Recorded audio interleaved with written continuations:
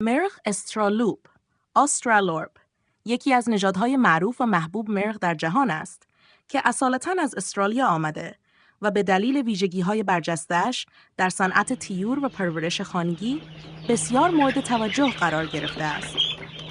این مرغ از نژاد اورپینگتون سیاه، بلک اورپینگ انگلیسی مشتق شده است و به مرور در استرالیا اصلاح نژاد شده تا به کارایی و مقاومت بیشتری برسد.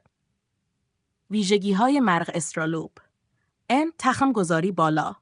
مرغ استرالوپ به عنوان یکی از برترین نژادهای تخم‌گذار شناخته می‌شود. در شرایط ایدئال، یک مرغ استرالوپ می‌تواند در حدود 2 کمزیتس تا 13 تخم در سال بگذارد. تخم‌های این مرغ قهوه‌ای رنگ هستند. 2. مقاومت بدنی بالا. این نژاد بسیار مقاوم است و می‌تواند در شرایط آب و هوایی مختلف، گرم یا سرد، به خوبی دوام بیاورد.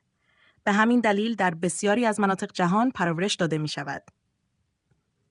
رشد سریع و جسه قوی. مرغ‌های استرالوپ به سرعت رشد می‌کنند و دارای جسه‌ای متوسط تا بزرگ هستند. وزن مرغ‌های ماده حدود 2.8 تا 3 کیلوگرم و خروس‌ها حدود 3.7 تا 4 کیلوگرم است. طبیعت آرام و دوستانه. استرالوپ‌ها رفتاری آرام و مطیع دارند که آنها را به انتخابی عالی برای پرورش در حیات خانه تبدیل می‌کند. آنها به راحتی با انسان‌ها و سایر حیوانات کنار می‌آیند. 5. ظاهر زیبا. مرغ‌های استرالوپ پرهای براق و مشکی دارند که در نور خورشید به رنگ سبز یا آبی می‌درخشد. این ویژگی ظاهری جذابیت خاصی به این نژاد می‌بخشد. کاربردها: تولید تخم مرغ.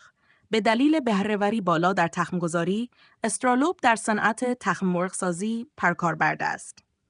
مصارف گوشتی. گرچه بیشتر به عنوان نژاد تخم‌گذار شناخته می‌شود، اما به دلیل وزن مناسب می‌تواند برای تولید گوشت نیز استفاده شود. پرورش خانگی. به دلیل مقاومت بالا،